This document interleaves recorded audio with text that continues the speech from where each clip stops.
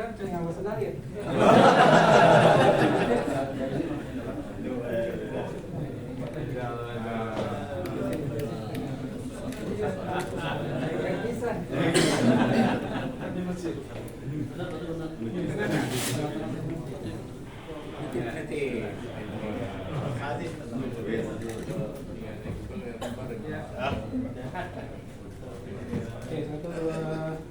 Satu dua.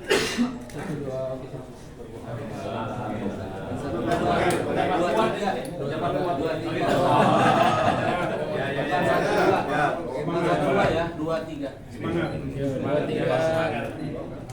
tiga.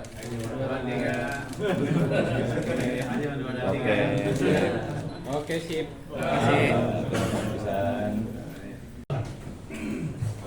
Assalamualaikum warahmatullahi wabarakatuh. Alhamdulillahirabbil alamin wassalatu wassalamu ala asyrafil anbiya'i wal mursalin sayyidina wa habibina wa syafi'ina maulana Muhammadin wa ala alihi wa sahbihi ajma'in. Amma ba'du. Sama-sama kita muliakan guru kita Kiai Haji Dr. Didin Hafiduddin mata'allahu bitul hayatihi wa nafa'ana bi'ulumihi.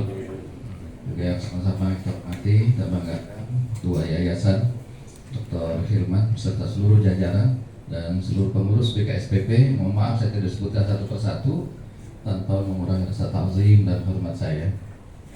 Saya didampingi oleh anggota DPR RI dari Dapil Bogor ini, Pak Ahmad Ruhyat, yang baru saja dilantik kemarin tanggal 1 Oktober. Juga oleh Abah Iwan, beliau sebagai Wakil Ketua DPRD Provinsi Jawa Barat.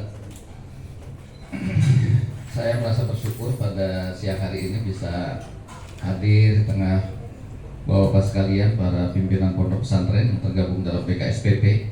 Saya kira ini menjadi momentum penting untuk saya mungkin perlu menjelaskan beberapa hal ya. Pertama, memang kaitan dengan pencalonan ini sendiri, Jawa Barat dan Jawa Tengah ini termasuk yang terakhir dicalonkan. Setelah semuanya rampung, DKI sudah, Jawa Timur sudah, tinggal Jawa Barat dan Jawa Tengah itu baru kita juga merampungkannya di belakangan, Kiai. Jadi kalau boleh saya sampaikan, Kiai, mungkin ini di beberapa kesempatan saya juga sulit juga menjelaskannya secara langsung di media sosial. Maka saya harap juga ini nanti jangan disampaikan di media sosial karena menyangkut masalah orang dan partai. Jadi nggak elok juga kalau nanti ini penjelasan saya tiba-tiba keluar ya. Mudah-mudahan ini hanya untuk pemahaman kita saja. Saya makanya nggak sebutkan juga di medsos, sampai sekarang nggak pernah menanggapi. Saya perlu sampaikan pertama adalah kaitan tentang kebijakan PKS itu. Yang ada anggapan sebagian di luar bahwa PKS itu menjegal Pak Anies Rashid Baswedan. Ya, saya kira itu nggak benar ya. Saya di akhir bulan Mei itu sudah ditelepon sama Kang Emil, Pak Sehu, Dikim sudah selesai bahwasanya saya akan diusung jadi calon gubernur DKI dan wakilnya itu dari PKS. Gitu. Tapi saya tanya Kang Emil, saya nyatakan, Kang, saya ini diminta untuk mensukseskan pencalonan Pak Anies Rashid Baswedan. Maka saya nggak kemudian tanggapi permohonan Kang Emil itu di akhir Mei itu. Saya tanggal 20 Juni saya keluarkan SK untuk Pak Anies Rashid Baswedan. Jadi Pak Anies berpasangan dengan Pak Muhammad Soebul. Jadi itu yang kita keluarkan. Dan tanggal 25 Juni dideklarasikan di Sekolah Kepemimpinan Partai.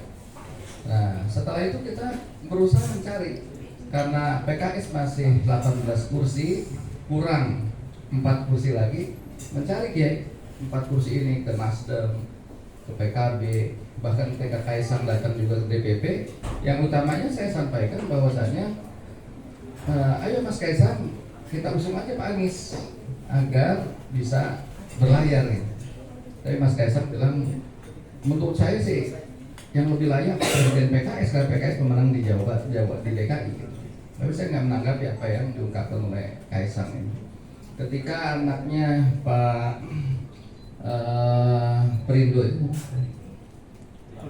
Pak Hari Rabu datang juga DPP, saya juga minta walaupun satu kursi, saya minta agar juga mendukung Pak.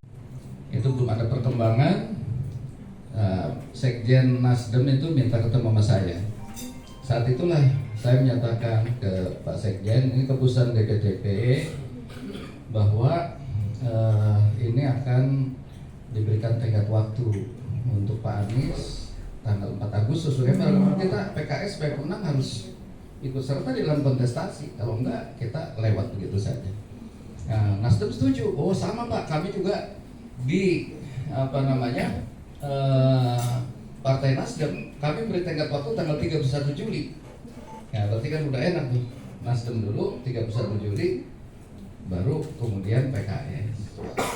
Nah, memang dalam perjalanan waktunya tadi itu tanggal 20 tuh sebetulnya Sekjen Nasdem datang membawa Dr. Ilham Habibie, ya, memperkenalkan bahwa beliau akan maju di Jawa Barat. Saya bilang mau bagus kalau gitu nanti bisa bersinergi dengan calon yang akan diusung oleh PKS. Waktu itu saya belum ada upaya untuk maju di Jawa Barat karena konsentrasi untuk pemenangan di seluruh pilkada se-Indonesia. Awalnya begitu, Ki.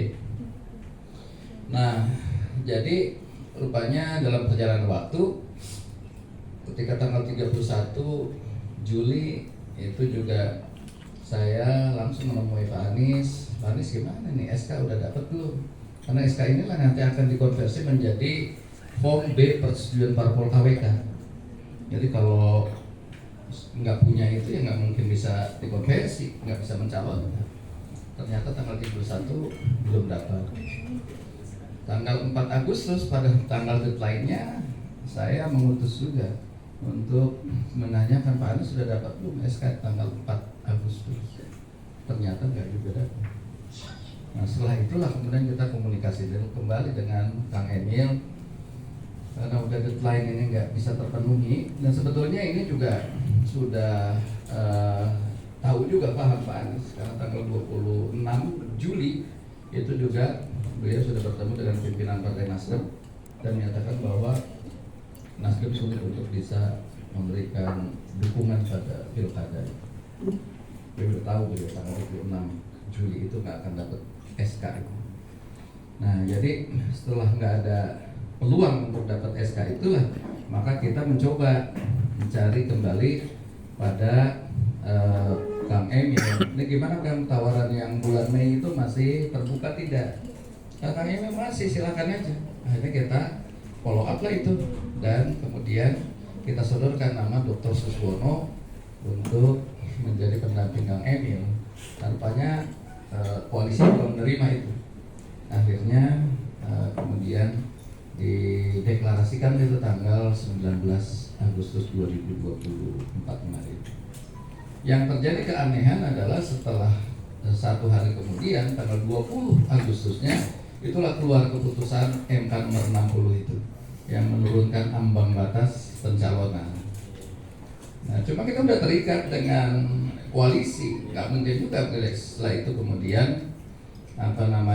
kita menarik diri kembali, ya kita udah akhirnya kita di keputusan DPTP teruskan aja dalam proses itu. Nah disitulah mulai banyak bully terhadap PKS yang luar biasa terkait dengan kebijakan ini, ya. Nah, saya menginstruksikan kepada juru bicara jangan pernah menanggapi apa yang ada di medsos, karena psikologis ketika itu apapun yang kita ungkapkan di medsos pasti salah. Apa aja deh, walaupun itu misalnya benar, anggapannya udah pasti salah ini. Makanya kalau memberikan penjelasan silakan memberikan penjelasan secara langsung, tidak melalui medsos, dan jangan juga menyerang Pak Anies Rashid Baswedan. Karena kita sungguhnya dengan Pak Anies nggak ada masalah, ya. Dan kita udah investasi di Pak Anies. Dia udah jadi tokoh di DKI sudah diusung oleh PKI tahun 2017. Kemarin juga kita udah sampai puncak calon presiden. Siapa tahu 5 tahun ke depan itu juga yang akan diusung oleh kita. Amin. Sehingga kita nggak kemudian juga membabi buta menghabisi Pak Anies. Walaupun kita diserang ya resikonya ya saya yang dibully sama PKS. Tapi saya biasa itu dulu saya jadi wali kota Bekasi dibully, Kiai. Saya jawab dengan pantun ketika itu. Nasi kebuli sangatlah nikmat. Walau dibully tetap semangat. Semangat aja sana sini. Nah, sehingga akhirnya ya itulah saya menerima segala bulian apa segala macam. Ya, walaupun sekarang alhamdulillah Allah berikan sudah agak reda ya. Nah, setelah itu baru kemudian proses yang tadi saya katakan di Jawa Barat itu. Di Jawa Barat setelah Kang Emil ke sana, yang maju di sini Kang Dedi, saya dipanggil oleh Ketua Majelis Syuro. Bagaimana nih Syaihu? Saya bilang, kalau saya harus maju di Jawa Barat, insya Allah saya siap. Karena yang diusung selama ini kita dorong-dorong, surveinya nggak mengangkat ya, elektabilitasnya nggak kunjung naik. Itu makanya saya kemudian setelah itu ya karena keputusan BPTP kemudian meminta saya untuk maju. Itulah barangkali satu-satunya SK yang ditandatangani untuk diri saya sendiri. Ini saya SK kan dan saya maju di Jawa Barat. Saya kira itu yang di awalnya agar paham kenapa kemudian keputusan ini terjadi kok seperti itu. Ya istri saya tuh sampai nanya, loh Abi kan udah tinggal menunggu pelantikan aja DPR RI gitu. Tanggal 1 saya jadi anggota dewan mulai terpilih kembali. Ya, tapi karena itu tugas saya bilang ya nggak apa-apa kita hadapi walaupun ya resiko-resiko ini. Waktu itu karena tingkat elektabilitasnya juga jauh juga kayak 78%, saya baru sekitar 10%. Ya, tapi bagi saya biasa. Dulu juga pernah di 2019 2018 seperti itu. Cuma memang waktu itu hampir menang. Cuma tetap nggak enak kalau hampir menang. Hampir kalah ya. Nah, jadi setelah itulah saya cerita dengan Kang Ilham. Kok bilang gimana ketemu Kang Ilham? Saya udah minta juga Kang Ilham ini sebetulnya sejak Pilpres ya. Di Pilpres itu saya udah firm untuk mengusung Pak Anies, cuma wakilnya belum kunjung dapat. Akhirnya saya datang ke Habibie Center dan saya langsung minta kepada Pak Ilham. Pak Ilham punya terah pemimpin nasional Pak B.J. Habibie dan kinerja track recordnya bagus. Nah, cobalah tampil sebagai pimpinan nasional. Hanya waktu itu memang beliau belum, kalau kata gue sih belum momentumnya belum tepat untuk masuk ke dunia politik. Ya, akhirnya ya ketika tadi diajak oleh Pak Hermawi Taslim tanggal 20 Juli, nah baru dia menyampaikan keinginan untuk maju di Jawa Barat sebagai gubernur Jawa Barat. Nah, tetapi setelah kemudian ada kepastian tadi bahwa saya maju di Jawa Barat tanggal 16 Agustus, saya dihubungi Pak Saan Mustafa dan ketika bertemu ternyata beliau membawa juga Pak Ilham Habibie. Nah, saat itu beliau sampaikan Pak Ilham ke saya, kalau Kang Syaihu maju di Jawa Barat sebagai calon gubernur, saya bersedia untuk menjadi calon wakil gubernur. Nah, setelah itulah kemudian diperdalam dan akhirnya kita SK-kan. Saya calon gubernur, beliau bersedia jadi calon wakil gubernur. Ya, walaupun kemarin dibully juga nih, Kang Ilham ini oleh namanya Zahra Petani, ya. Pak Zahra hanya, wah ini sama-sama anak presiden. Kalau saya jadi anak presiden, saya nggak mau nih baru 60 tahun masuk ke dunia politik. Kalau saya inginnya pas usia 30 tahun gitu. Dan nggak mau juga jadi calon wakil gubernur, saya mau jadi calon wakil presiden. Iya. Nah, jadi setelah itu saya komitmen dengan Pak Ilham Habibie dan mulai merumuskan.